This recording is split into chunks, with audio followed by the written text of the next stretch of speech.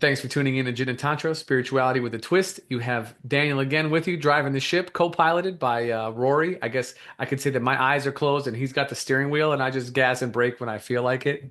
Um, if you are noticing that we are wearing the same shirts as we were last time, that's because we're recording in the same day, just multiple sessions. We are, how do you call that? Hustling. That's right.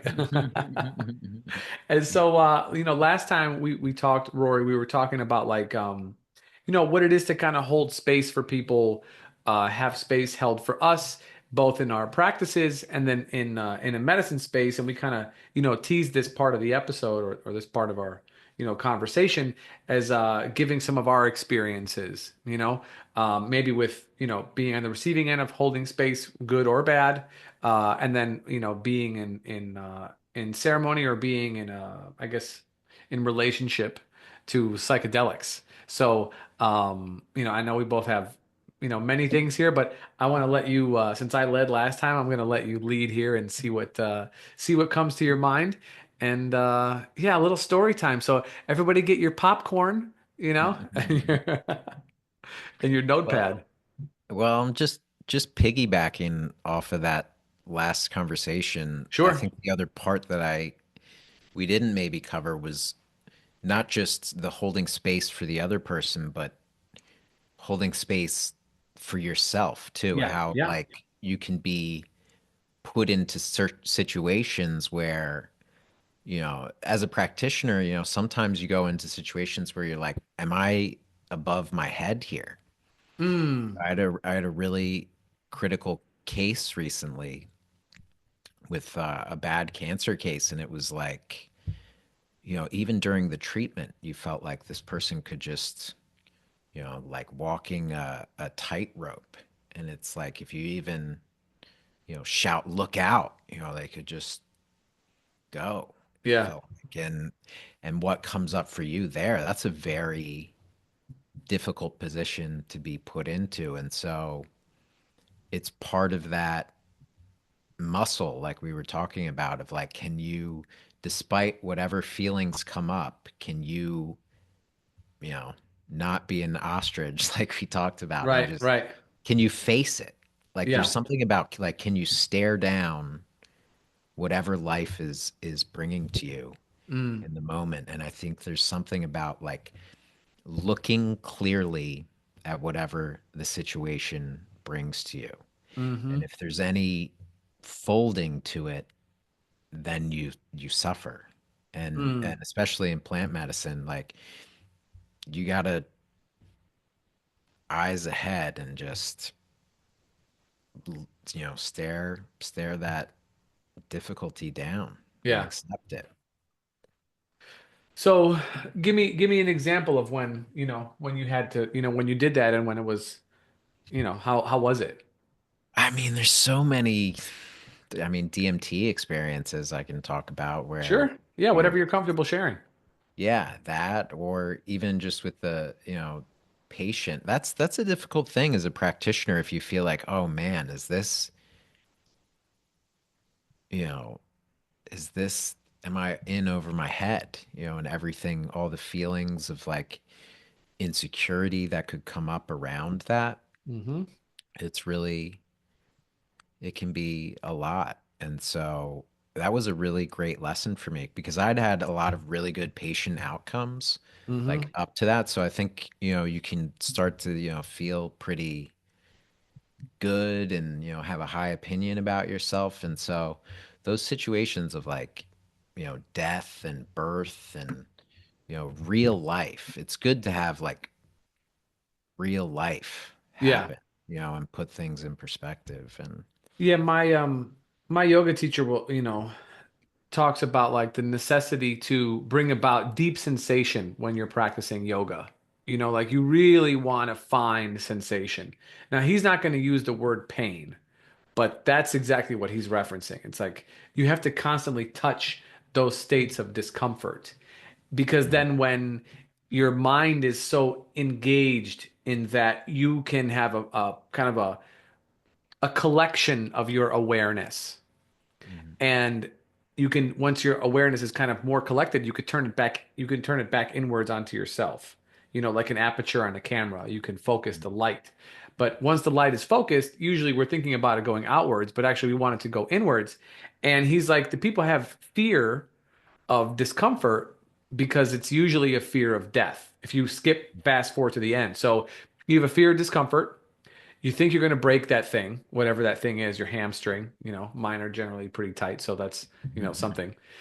And then you imagine that there's going to be an injury after that, and then you won't be able to walk, and then, whatever, like your brain is doing that. So therefore, when you back up, this discomfort is like fear of dying, basically. And I think a lot of psychedelic experiences are dealing with this fear, Yeah. in roundabout ways, right? And so like we talked about on the previous episode about like, finding somebody or working with somebody that can hold space for you, and really part of their duty is that they express to you in some way, shape, or form, explicitly or implicitly, that they're going to guide you through the darkened valley, you know? If need be. It not always needs be. It's not always like doom and gloom, for sure not.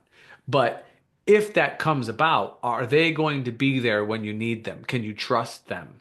Mm. Can you trust the medicine? Because ultimately, anybody who's holding space for anybody or babysitting or being there with them when they're going through their experience, they can't they can't be there with you in your mind state, Mm. but they can be there with you in this place. And because your level, at least in my experience, your level of consciousness is I'm not going to say fractured, but I'll say fractaled, meaning it's distilled amongst numerous layers, right? You talked last episode about like heaven, earth, and the things in between. Well, your mind is totally in all those places all at once, equal. And so you need someone there to kind of like be your anchor a little bit. We're always, not always, but we're running from reality, except when we get too far away from it, then all we want to do is get right back to it. You know what I'm saying? Yeah. Um, but so it's an important place to trust somebody to be there, kind of harkening back to the previous episode. But really, we're talking about holding space for yourself. And what do you do during those difficult times? So maybe in lieu of giving like particular instances, like let's let that be the question. Let's let that guide the conversation. When it's easy, we know what to do. Sit back, enjoy the ride, right? That's cool. No problem. And the little smirk on your face lets me know you know exactly what I'm saying. But what about when it's not easy? Yeah. What happens for you? What happens when it's not easy? Well, that's the thing is I didn't have an everything's felt pretty easy. And so Okay. this recently was like, I feel like, in psychedelics even too. I mean, I took like Yeah, enough. seven, 7 point something grams of mushrooms semi recently too. And that was like, man, I couldn't wait just to like be able to like enjoy like a glass of water, Yeah. just like and like take a breath um but How did you navigate some of those moments though? Because well, I wanted to go just to that one with the sure, patient where it was sure. difficult and I really needed during it, it was like hell, like the whole environment you could just feel like in holding Yeah. that space. It was a very difficult environment.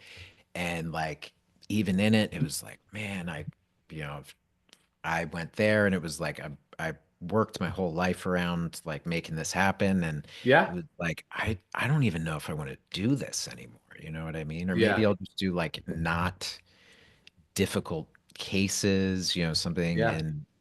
and going through that, she she she got better. She got better, which was like I feel like was just grace. And going through that, I don't know what the qualities are that hardship evokes, but there's a maturity, there's a groundedness, there's a almost like metal element, I want to say. There's like a heaviness to it Sure. that that gives you a kind of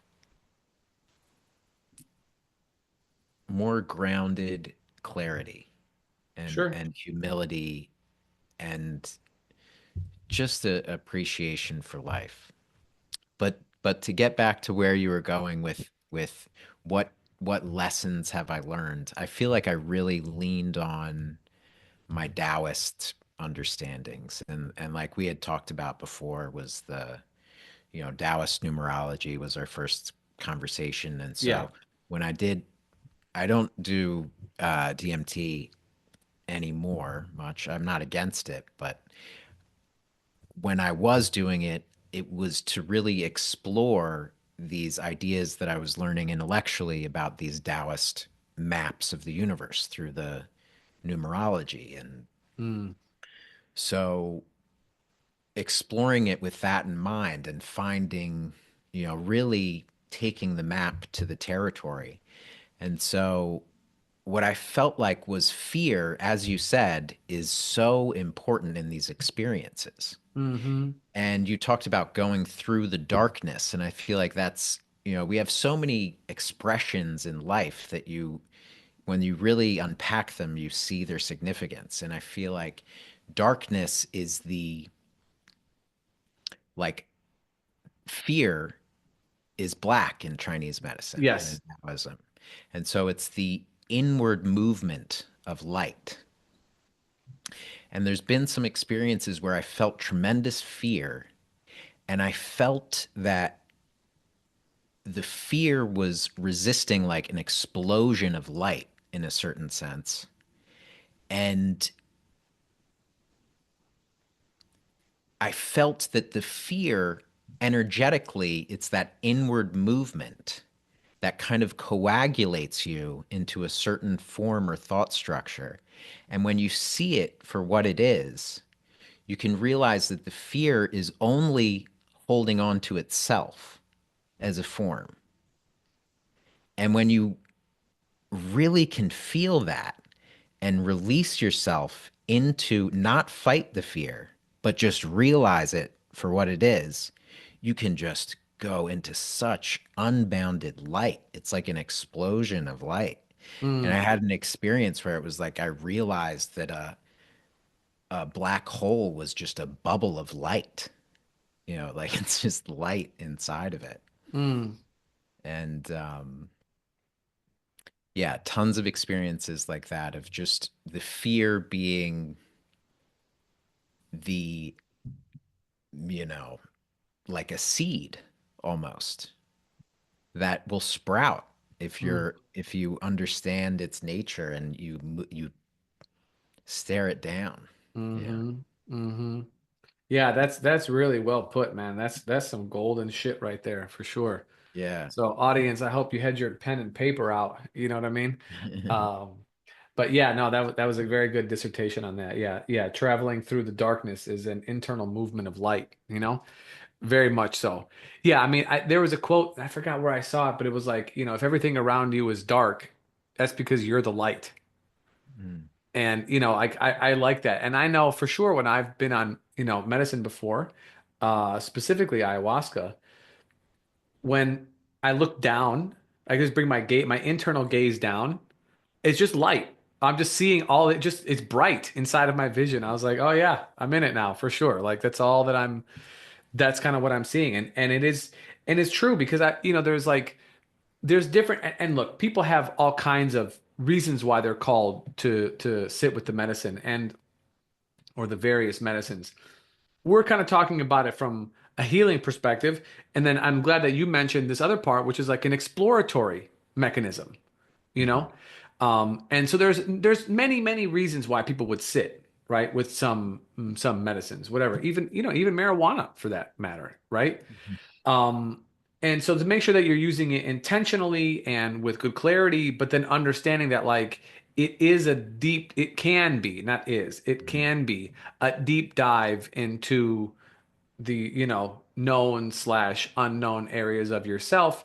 And almost inevitably, what comes out of those experiences is A, hard to describe, B, often archetypal, because you're touching on, I don't want to say tropes, but I could say like fundamental aspects of our collective unconscious, you know? And so to be able to navigate that, like, whatever you want to call it, successfully, sometimes takes a long time to unpack. And Mhm. so, we're talking about like, holding space for yourself. Yes, it's in the moment, right? And that like you kind of talked about it, right? You mentioned it a couple times, like surrender to the experience, you know, be with it, but don't necessarily get caught in it. So like see the fear, but don't be the fear. Mhm. You know what I'm saying? Like because you can see it, it inherently is separate from you. It's only upon when you lose vision of it that you two are in sync or simultaneous, you Mhm. know? Mhm. There's still that, like you talked about earlier, the duality that occurs. But Yeah. then the holding space for yourself also extends beyond the experience.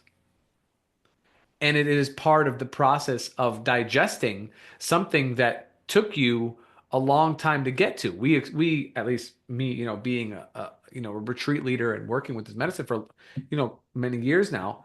Um, Most people believe that like the experience is okay. They take whatever they're taking, they have the experience, it's over, and then they have to unpack it. But like realistically, in order to get to that moment, you had to do all this preparation in order to get there. Think about it, be called to it, make the calls, pay the money, take the time off of work, do the diet, do some journaling. You know what I'm saying? Like build up anxiousness, all this stuff. And that amount of time that you put on the front half, you also have to put on the back half in order to help you break this thing down and pull it into your life because you're in such a non-conceptual place that moving back to the life of forms and concepts Mhm. that doesn't overlay on top of it very easily. It's actually quite difficult. So I'm not going to pat us on the back because I can't reach your back and I'm not Mhm. so flexible to get to mine. Um, but to break it down in such a way that it has tangibility for users or for our listeners here in this case is not easy. It's not an easy task. So I appreciate you, speaking in such eloquence for the way that you did about the darkness and the light and the fear and everything else like this, because that comes from a real lived place. Because I too, when you're talking about it, I am not projecting my mind into your own. I'm going into my own mind and my own memories from things that I've experienced. And even though they're mine and I might describe them a little bit different, it's identical to what it is that you're talking about. Yeah. Yeah. And that's so important. Like we were talking about things become cliches. So you can hear certain truths, but you have to earn certain wisdom, and You ain't like lying. yeah, and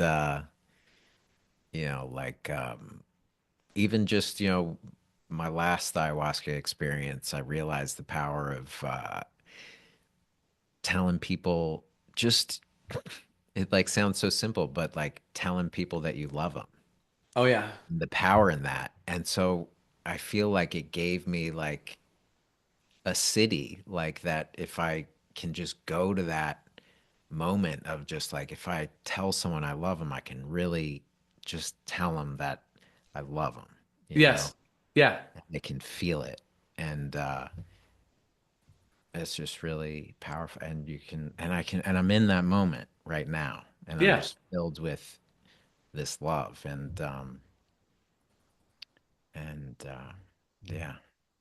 Yeah. No, When it hits you, then your mind just stops. This I forgot where I yeah, was. for sure. I got you. Yeah, Yeah. there was a question, I forgot where I was looking at. That was a questionnaire and it was like, if you had 20 minutes to live, what would you do?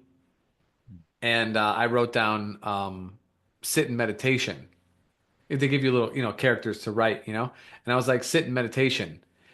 And then I said, and I answered my own question. Why? Question mark. Because I tell people regularly how much they mean to me. And so Mhm. I wouldn't feel the need to call everybody and say, I love you. And, you meant so much to me and thank you, whatever. Like I intentionally live as if that I may not get that opportunity, you know? And yeah, I just felt that fit right there, you know? Yeah. Yeah, that's great. Yeah, Yeah, it's it important. really, yeah, that you earn certain wisdom, Yeah. and they're important. You see what's important. You know, Yes. Yes. that's what's clear. Yes. That Yeah. That kind becomes of clear. clarity. Yeah. Yeah. Yeah.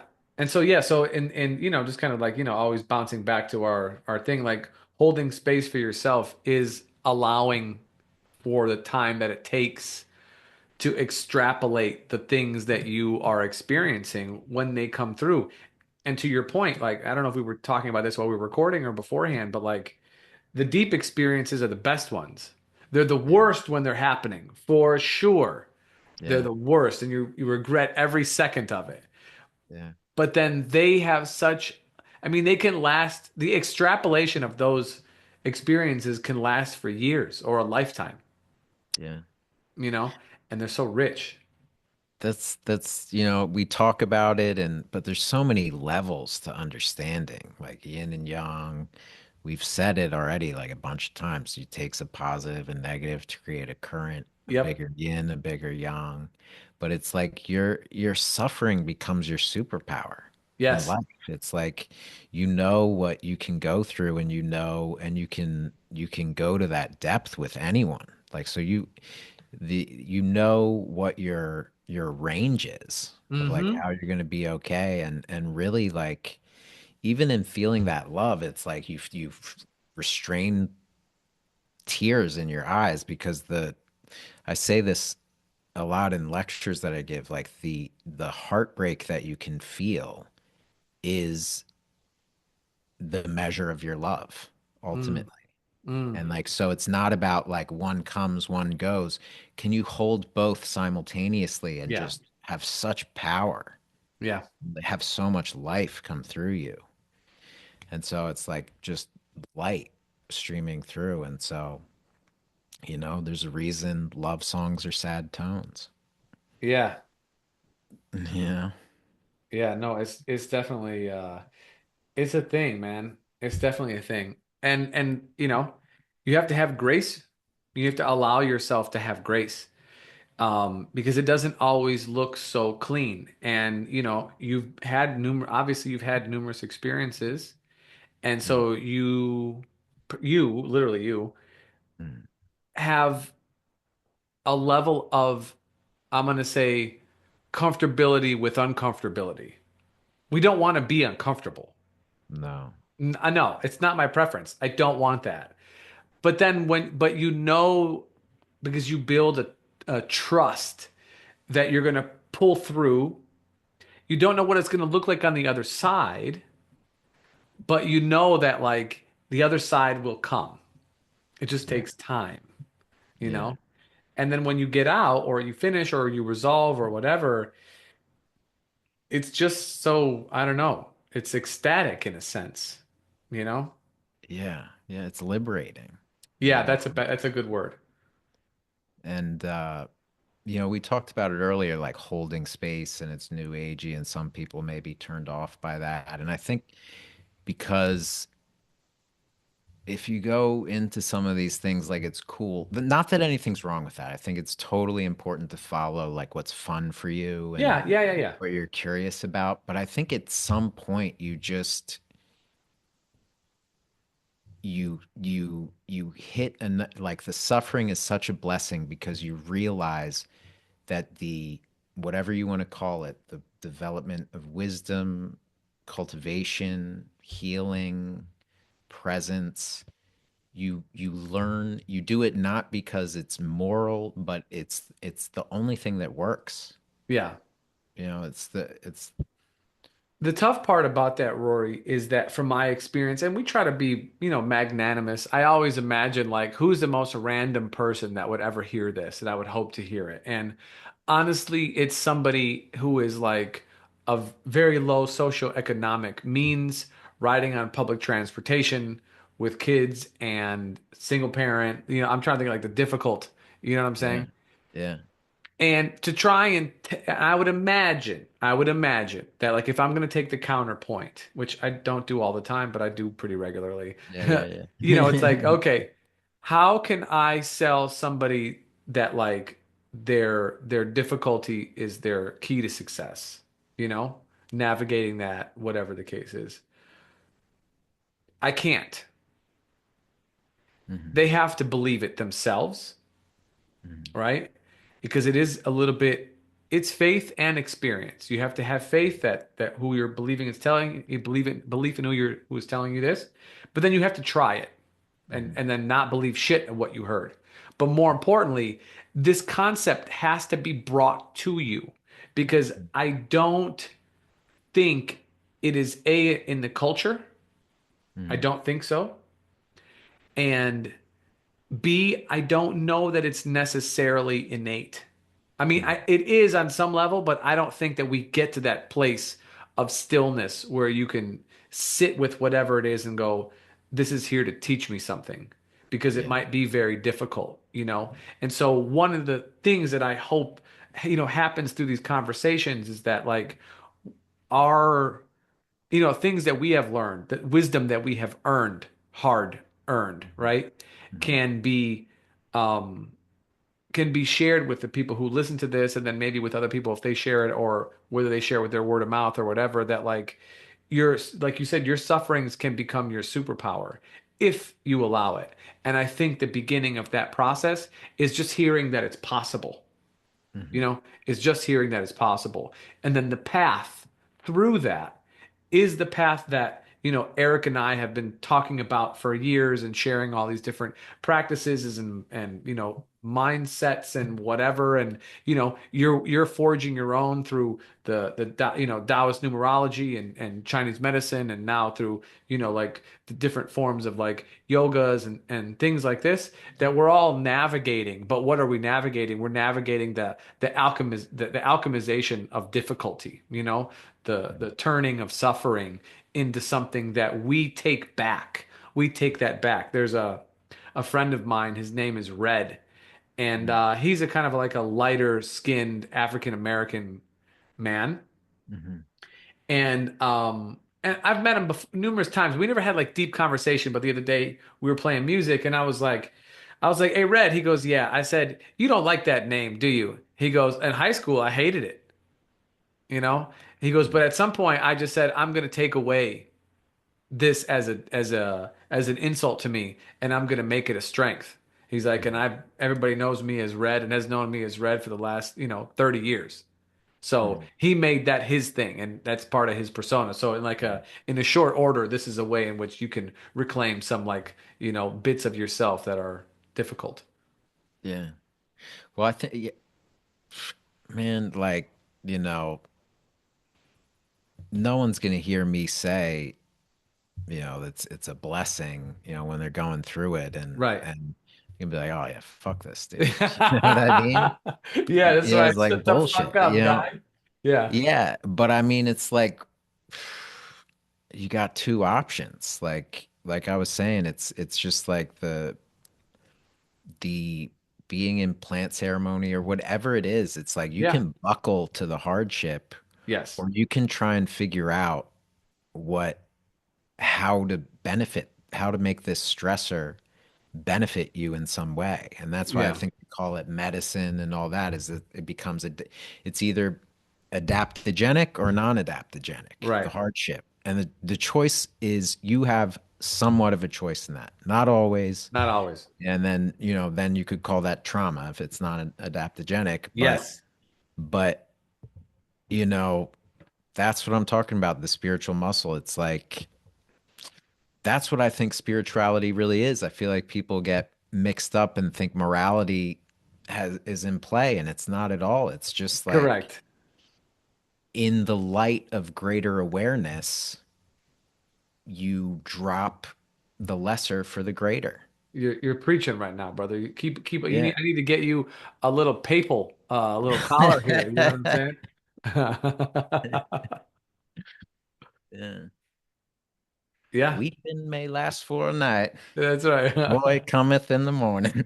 That's right. Well, we just, kind of like, Kurt, bringing this conversation to a its tail end here, but we just talked about this the other day, so I won't bring it up too much now. But yeah, spirituality as an existence has potential to be ascetic and a renunciate life if you want that. But that's definitely not the tantric life.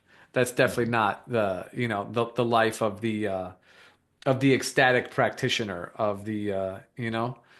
the consumer of reality, the one Yeah. that turns everything in from the alchemist, the what do you want to call it? The civilized alchemist turning all the lead of life into gold, right? And that's what we're talking about. This is the turning, you know?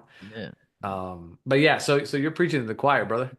Yeah. Yeah. It's all divine I'm very much into the Taoist, in our Taoist clan, we drink soju and tequila and after we finish doing qigong and meditating all day and studying and all that, we Yeah. Ingest the flip spirits. back. You get Yeah. spiritual. No, it's just like there's no heaven and earth are one, Yeah. and this plane, why stay away from this world? This is a divine plane, Yeah. and we just forget, but soon enough we'll be, when we die, there's no pause in your experience, and you No, for just, sure. yeah. Yeah, a friend of mine described that as going backwards through a dark tunnel at the speed of light. He's like, are you gonna know where you are at that point? Probably not. So, don't be scared, Yeah, yeah. So yeah, so I guess like, in kind of like just, finishing up here, there's a lot to be said about things that are beyond conceptuality, right? Mm, Actually, there's an infinite amount of things to be said that are in reference to things that are beyond conceptuality.